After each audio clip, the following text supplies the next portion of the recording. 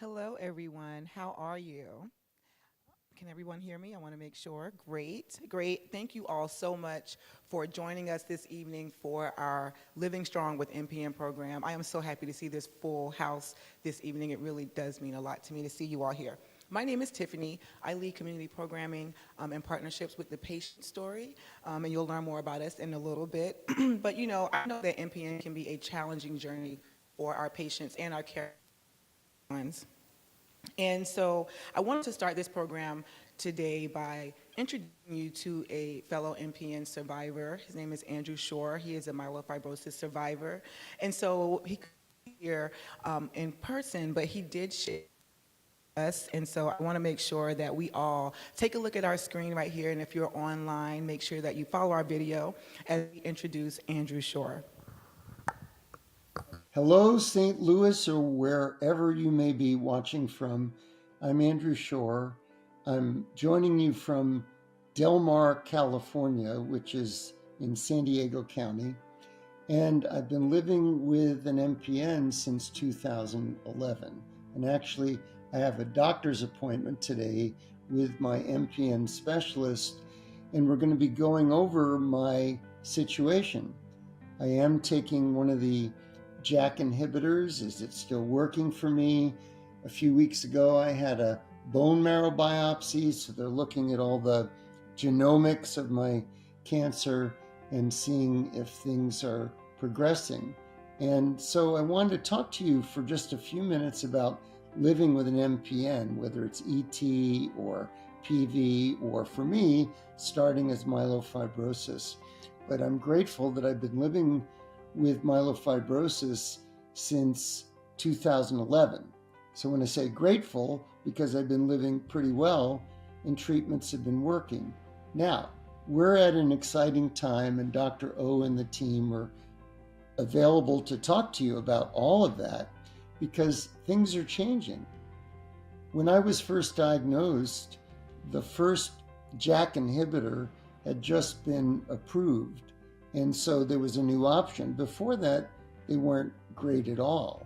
And what's happened now is a progression of science, understanding what we've got, what could be possibly affecting progression from ET to PV to MF, what's driving it, and also knowing that we're different. And so what are different situations for different patients, different medicines, and timing of where you are in your journey with one of these MPNs. And I guess where I'm coming from is I'm really encouraged. I mean, when I was first diagnosed, I didn't know how long I'd live with it. I knew it was a really serious, rare condition. I also knew that it was really important to connect with a specialist. Dr. O and his colleagues are great examples of that because we're talking about more rare conditions. Not every doctor knows about it.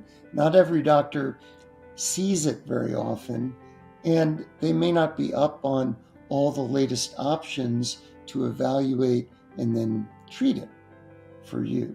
So I'm always saying, go to a specialist. Now that opens up something else as well. Depending upon your situation, it may be appropriate to be in a clinical trial. What's a clinical trial?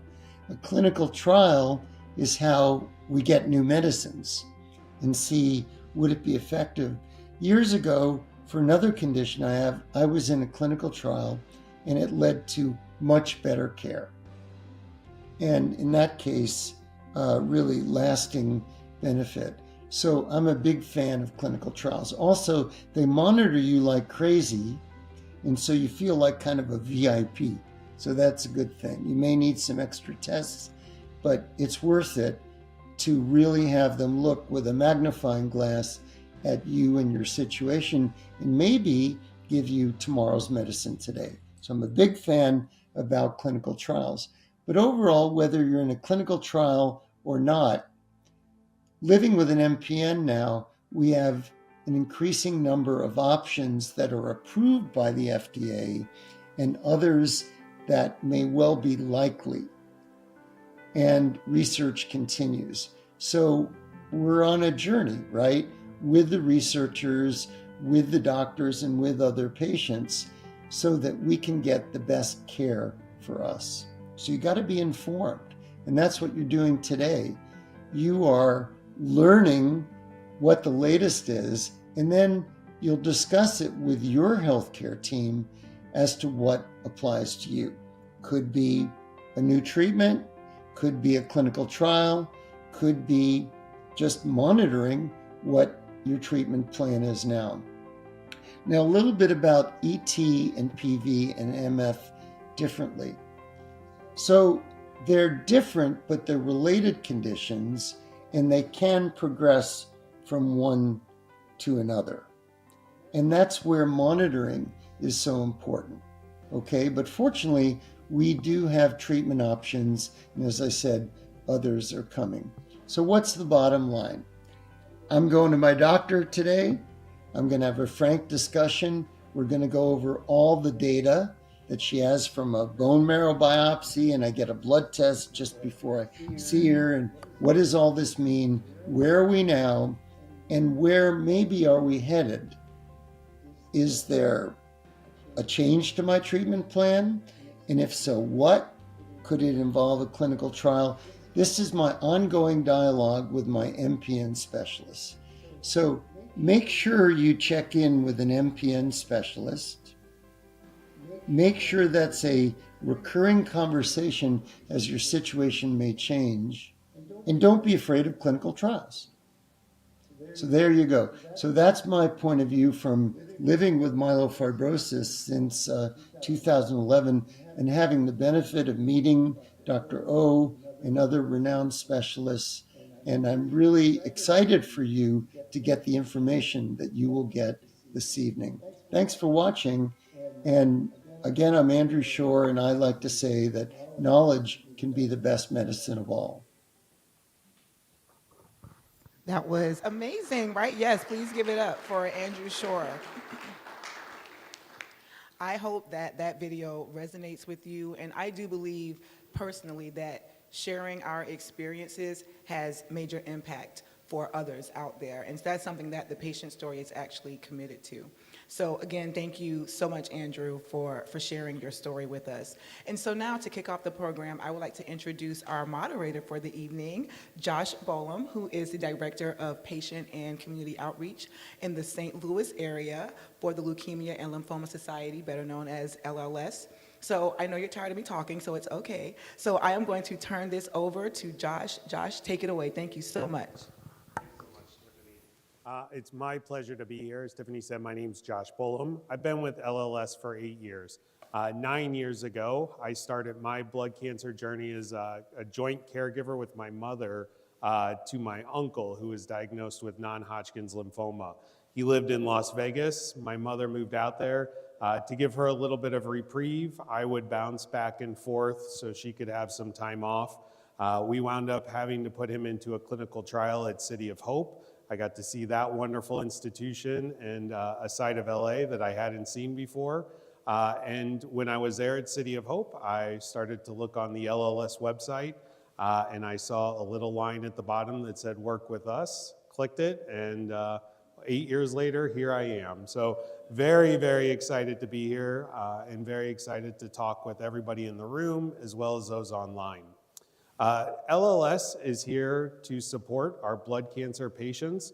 We have a mission that begins with cure. Our goal is to cure blood cancers, and until that time comes, support patients along every stage of their journey. We know that cancer affects patients both physically, mentally, and financially, and we're there to help every stage of that. This evening's program is produced by The Patient Story. It's an organization dedicated to building community for patients and families through education and content. I encourage you to check out their site where you can find hundreds of patient stories. The Patient Story would like to thank their collaborators for this evening's program, the Leukemia and Lymphoma Society and Immerman Angels. Putting together a program is truly a team effort, and we want to thank the Cancer Support Community and MPN Research Foundation in their efforts to promote and share this program to the members and supporters. We also want to thank our sponsors, Sobi, Karyopharm, GSK, and Novartis for their support. As with all our programs, the sponsors have no editorial content or control over the content. Also, while we hope you learn a lot today, our discussions are not a substitute for seeking medical advice or care from your own doctor. Please speak with your own doctor and about what's most appropriate for you. Now, if you're watching this program virtually, we'd like to encourage you to send in a question by emailing us at community@thepatientstory.com. Our producers will review and send questions to me. We will include as many as we have time for.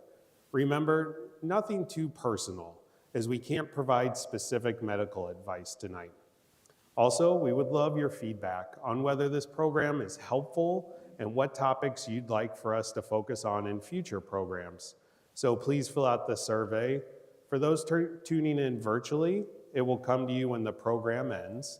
And for those of you here in person, the survey is on the colored paper in your folders. So let's meet our panel.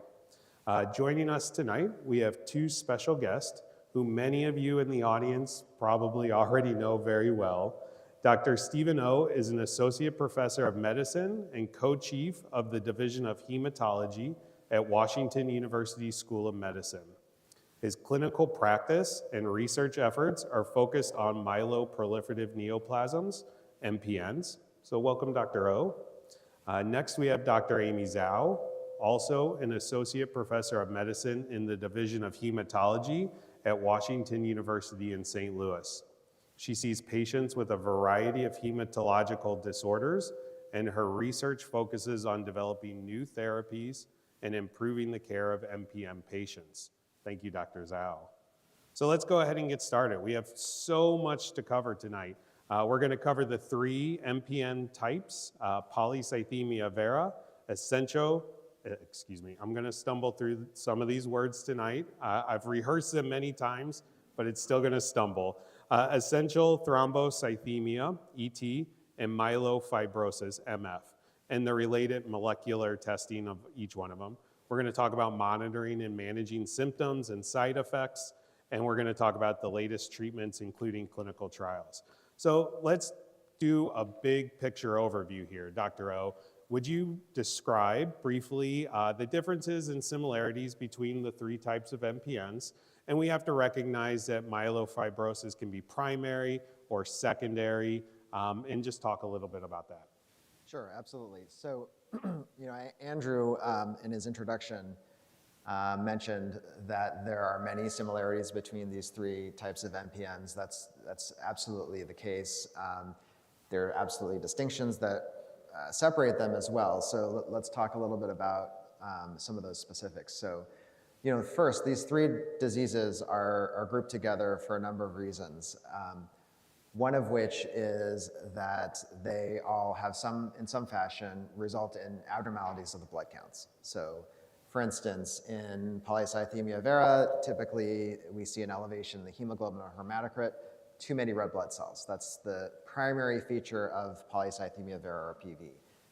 It is the case that in patients with PV, the other blood counts may be elevated as well. So some patients have elevation in the white blood cell count, some patients have elevation in the platelet count, but at the minimum, elevation in the hemoglobin and hematocrit is a defining feature of PV.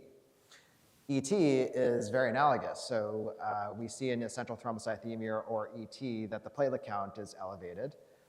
That can be in conjunction with the abnormalities of the other blood counts as well, but the primary feature is elevation in the platelet count. Now, myelofibrosis is in some ways shares some of those features, but is more so typically associated with a decrease in the hemoglobin anemia. So to varying extents, it can be mild, it can be more severe, but typically patients have some degree of anemia. And patients with myelofibrosis, not always, but often have more prominent symptoms, including fatigue, night sweats, sometimes poor appetite, sometimes varying degrees of weight loss, and the spleens can become enlarged. We do see in PV and ET that the spleens can become enlarged as well, but in particular in myelofibrosis, that tends to be more commonly a prominent feature. And when the spleen becomes very enlarged, that can cause symptoms, it can cause abdominal discomfort, it can affect the appetite. That alone can lead to weight loss. So those are some of the primary features of these diseases. And as you mentioned, Josh, myelofibrosis can occur as a primary myelofibrosis, meaning that there was no prior history of a blood disorder. But in many cases, that can also be a subsequent development after having a history of polycythemia vera or essential thrombocythemia. Patients with PV or ET may live for many years, decades, and the disease may never change. It may never progress to myelofibrosis. In some patients, eventually that may occur. So that would be post-PV or post-ET myelofibrosis, or maybe referred to often as secondary myelofibrosis. Now, the other aspect of why we think of these diseases together is that they share in common some of the similar genetic or molecular abnormalities. So the most common genetic change or mutation in these diseases is a mutation, the JAK2 gene, JAK2. Many of you are familiar with this. This JAK2 V617F mutation. So it is present in the vast majority of patients with polycythemia vera. It's present in about 50 to 60% of patients with ET, and also about 50 to 60% of patients with myelofibrosis. And for those patients who do not have this JAK2 V617F mutation, the second most common mutation is in a gene called CALR, or calreticulin. And that mutation is present in about 20 to 30% of patients with ET and a similar percentage of patients with myelofibrosis. And then less commonly are mutations in MPL, MPL, which are present in a small fraction of patients with ET and myelofibrosis. So we think of JAK2, CALR, and MPL as what we call the three primary driver mutations. So not everybody, but most patients with these diseases have one of these three mutations. Dr. Zhao, what is the role of molecular testing in the management of MPNs, especially thinking in terms of a more accurate diagnosis or a risk that the person's MPN might progress and possibly affect your decision about earlier treatments? Yeah, so I would say, to follow up on what Dr. O was talking about in regards to, the mutation. So I don't know what I did. But with the three main driver mutations, I would say from a diagnostic standpoint, it's very helpful because the expectation is that, if you do have an MPN, you would have one of these three main mutations. But there is a small percentage of patients who may not have these three main mutations, and then we can do more extended mutational testing with something called next generation sequencing, where we have these panels where they include a lot more mutations that aren't necessarily specific for MPNs, but can help establish a diagnosis that there is a blood cancer present, because that's really, I would say, an important piece of information in addition to, let's say the blood count abnormalities or bone marrow biopsy. So all of that information is very helpful in terms of diagnosis, but also what we're learning more now is that these different mutations also may convey different prognostic significance. And so it's also very helpful for your provider in regards to having that information. While it's not, I would say entirely, I'm sorry. Okay. Yeah. Hopefully you guys heard all of that from before. But yeah, so, that additional information also does have prognostic value. And so there are different, these mutations are being incorporated into the risk stratification models for these diseases, where based on, blood counts and various features, and also incorporating these mutations, we can try to predict how, better predict how patients are going to do. But certainly I would say, it's not as personalized as we would like it to be. But, ultimately that's the goal, is as we understand these diseases more, that, kind of the prognostication and risk stratification does become more personalized to the individual. Thank you. It wouldn't be a patient education program without a few AV challenges, of course. So thanks for rolling with us. How do those molecular tests influence your treatment decisions for patients? So that's a good question. I would say right now in general, the molecular mutations may not necessarily impact the choice of treatment that's currently available, but that may change in the future. I think we'll talk a little bit more about clinical trials, but it may be that in the future, the mutations that you have may impact, kind of what's best treatment. Yeah. Excellent, thank you.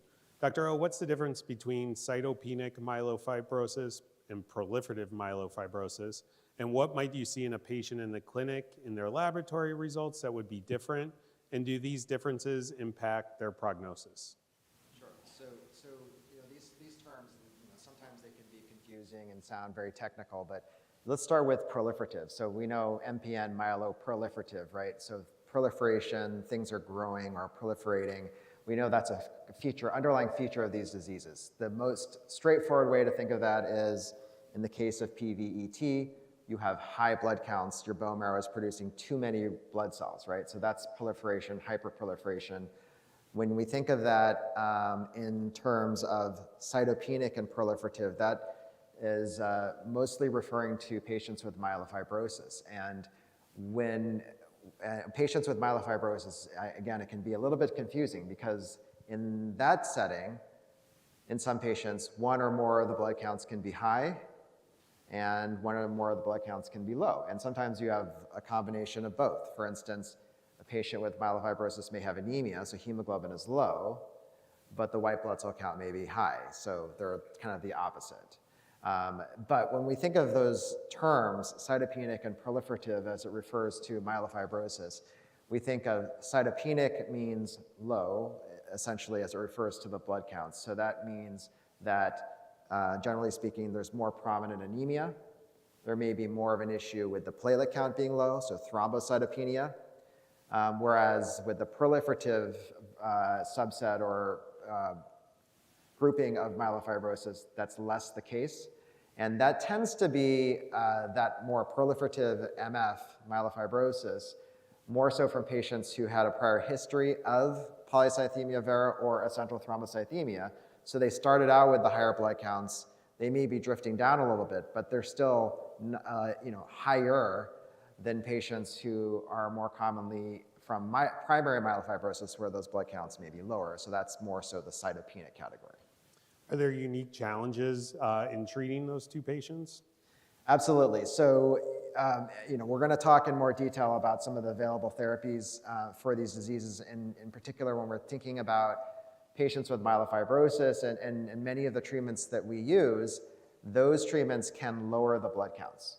And if they're already low and you're thinking about treatments that may further lower the blood counts, that can become limiting, right? That can limit the dosage of the treatment you can administer. It can cause other issues when the blood counts get low. You can think of, for instance, if the platelet count is very low, that can put patients at higher risk for bleeding complications, et cetera. So we have to absolutely factor those things in, and it has relevance to which of the available treatment options we might recommend. Excellent, thank you. So a question for both. We know that clinical assessment forms are used in clinics to track and monitor symptoms, but how can patients monitor their symptoms at home even more closely? What tools are out there? What do you tell your patients about the importance of recognizing their symptoms, and how might they change over time? You want to start? Sure.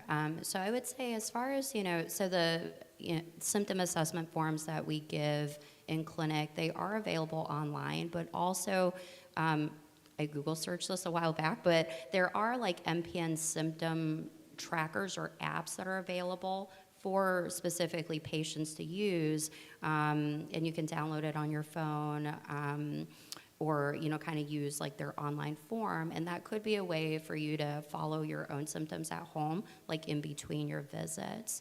But I would say, generally for the symptoms that we want our patients to let us know about would be things like, persistent night sweats or bone pain or weight loss, or itching. Those are symptoms that if they're getting worse, we want to know about earlier, because that could be a sign that maybe your disease might be changing a little bit, and that may be something that might prompt a change in treatment.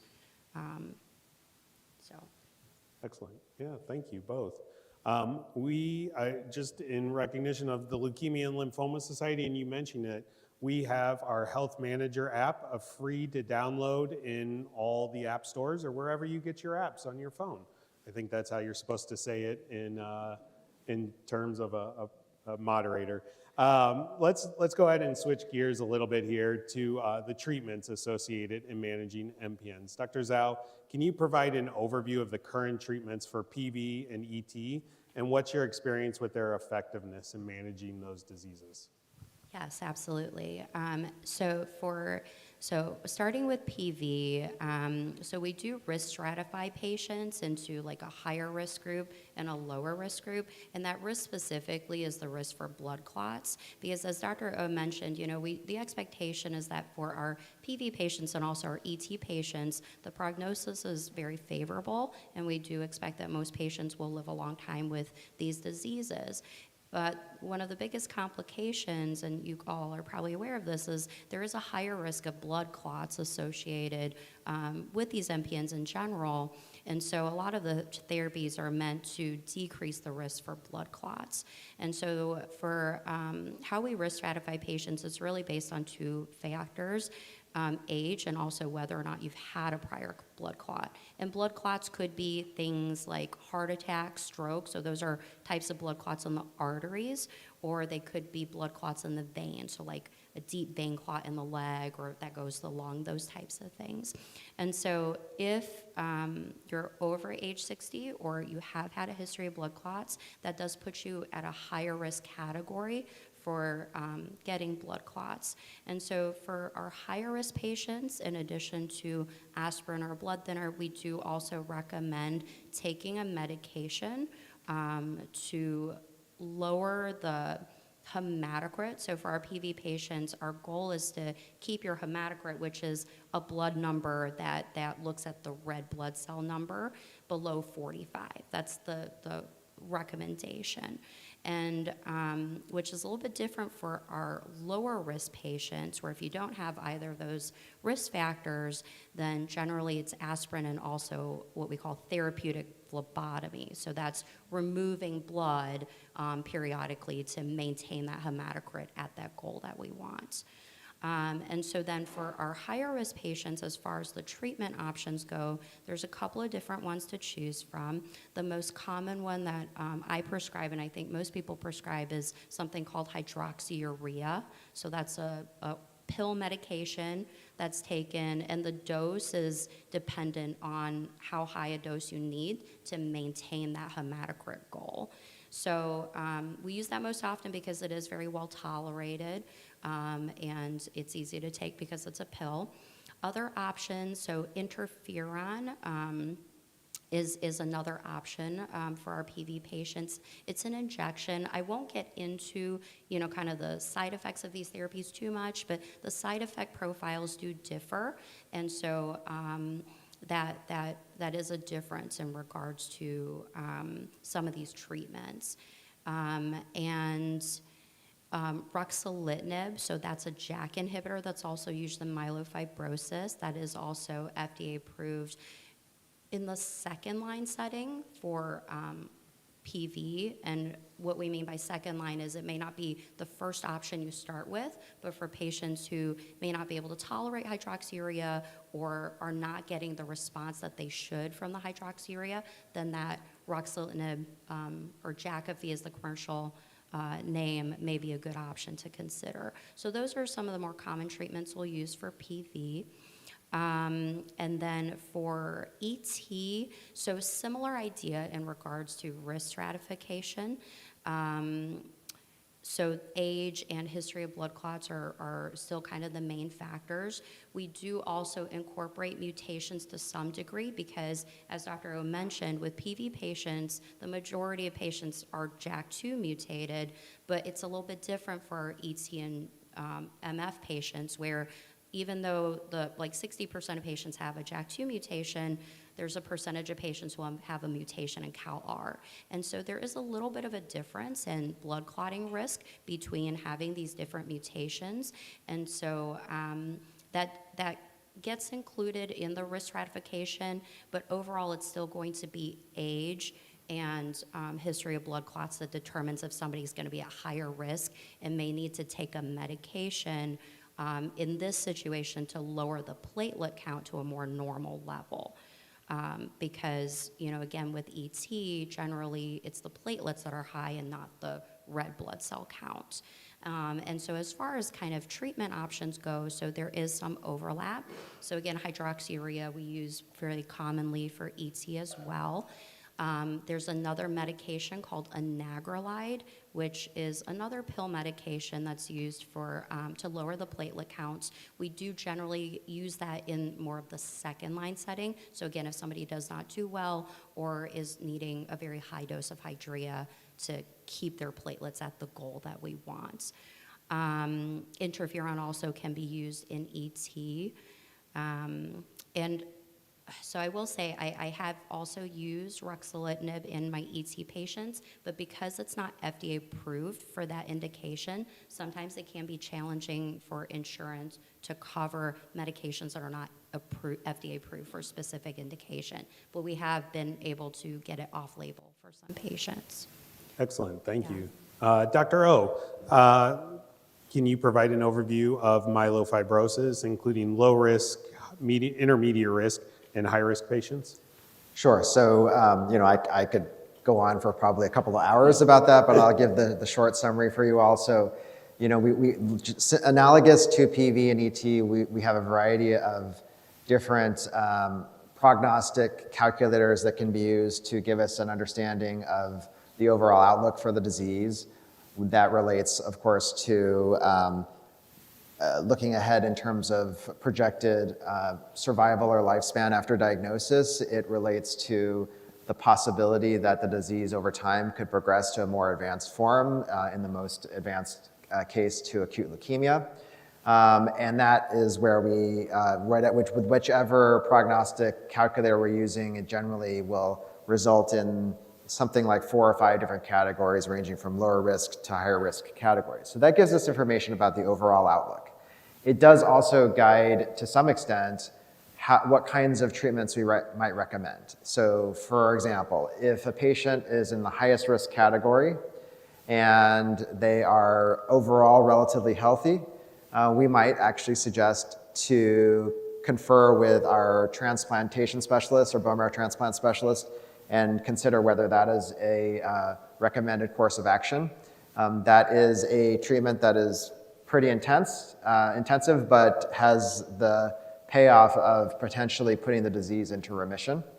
It is not a treatment that is undertaken by the majority of patients for a variety of reasons, including that many patients are older and or have other medical problems that preclude that as an option, even if they are in the higher risk categories. But for some, that would be a recommended path.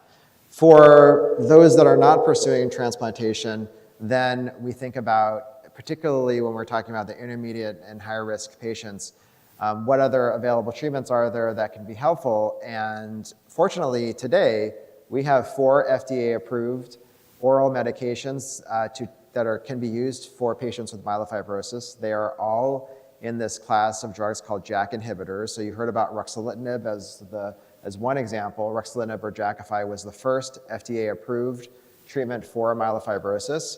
But today we have 3 others. So you have ruxolitinib or Jakafi, fedratinib or Inrebic. We have pacritinib or Vonjo, and good, they're on the screen there. And then you have most recently momelotinib or Ojara. So don't ask me why or how those names were devised, but those are the names. And they're all options for patients with myelofibrosis. I don't know if you want me to drill down on that now or No, we'll cover that in just a second. Okay, so, but as a class, these drugs are capable of providing benefit in various ways, in particular for symptoms. So, we talked a little bit earlier about how patients with myelofibrosis to varying extents may have symptoms such as fatigue, night sweats, enlarged spleens that are causing symptoms. And these treatments tend to be helpful for those kinds of symptoms. And in some cases, in the best cases, they can result in dramatic improvement in symptoms. So those, we've used those treatments over the years because they provide that kind of helpful benefit. Yeah, thank you. I'm pretty sure it's a poker game where they come up with these names. Everybody throws their name in a pot. But in terms of symptoms associated with MPNs, you mentioned fatigue, especially with myelofibrosis. What are the most effective strategies for managing fatigue? And are there any specific medications or lifestyle modifications that you both would recommend? Yeah, so I can start, and then Dr. Zhao can chime in as well. So, as I mentioned, these drugs, they tend to help quite a bit with fatigue and energy level. In some cases, again, really marked improvements.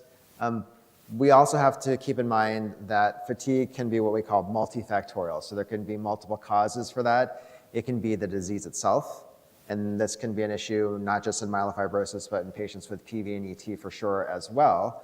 And it can be, in particular, in the setting of myelofibrosis, it can be the disease, and it can be because of anemia. I think it's obvious that if your hemoglobin is low and you're anemic, that's going to create some degree of fatigue. And so those two can be big contributing factors. And then there could be other reasons to have fatigue as well. So we have to be cognizant that there may be other factors playing in. But as far as lifestyle modifications, we certainly encourage patients to try to be as active as possible. Of course, that can be difficult to a certain extent if you're very anemic, if the disease is creating this severe fatigue. So, there's a limit, and every individual sort of has to determine whether there's those limits and how much you can push in that regard. But staying as active as possible certainly is something that we encourage. Excellent. Dr. Zhao, anything to add? I agree with everything you just said. I have nothing to add. I love it. I love it. So another question to both of you. I will let Dr. Zhao run with this one. Outside of anemia, because I have a follow-up question for that, what other common symptoms do MPN patients present with, and how are they managed? So I think it depends on which MPN. So, and I think we've discussed this a little bit already. With myelofibrosis, patients can have an enlarged spleen in addition to the anemia. And then also, what we call these constitutional symptoms. So the fatigue, some patients may have issues with itching, and that can be a symptom that's noticed. For our ET and PV patients, there may not be, I'd say in general, we wouldn't expect to see anemia, for our ET and PV patients. And really having an enlarged spleen is not very common in those diseases. But certainly I would say, some of those, again, constitutional symptoms like the itching, could be a symptom that some patients experience. Excellent, thank you. And Dr. O, we'll focus a little bit on anemia now. It's significant in our patient population. We've mentioned it a couple times. How does this condition impact treatment approaches? Are there clinical signs of the symptom that should prompt a more frequent evaluation, or maybe just try a different approach to the problem? Yeah, absolutely. So anemia certainly can be a big problem. Of course, in particular with patients with myelofibrosis who may start out with relatively mild anemia and over the course of the disease that, and not always, but in some cases can become more severe and then ultimately result in requirement of red blood cell transfusions either every once in a while or on a more frequent basis. So that again is a prominent feature. I will sort of refer to an anecdote that the anemia can be from other causes as well. Just saw a patient this morning who has had a couple instances where she's become very anemic, and that was due to iron deficiency related to GI bleeding. So it's just a reminder that we need to be always looking out for other causes that may contribute to the anemia as well. But when we're talking about anemia from the disease and the problems that can occur, it is certainly a significant problem from a variety of standpoints. One is we know in patients with myelofibrosis that anemia is a significant risk factor as it relates to the overall course of the disease. If we mentioned these prognostic scoring systems, they all include anemia as a big factor. So that is essentially a marker of more severe disease. And so we know that. We know that the anemia itself in real time is a problem. It contributes to the fatigue. And we know that, as I mentioned earlier, some of these treatments, they can actually lower the blood counts further and make the anemia worse. So in the case of ruxolitinib or Jakafi, we see that the hemoglobin will drop. And we accept that because the patient generally will say they feel better overall, even if the anemia gets worse. And that's great. We'll take that. We're happy with that. That's the great sort of choice or course of action for many patients. But it nonetheless remains a problem, and that is something that we're, I think, continuously striving for ways to address that better. Some of the newer therapies have differing effects as far as anemia is concerned, and then there are emerging strategies to more directly target or improve that anemia.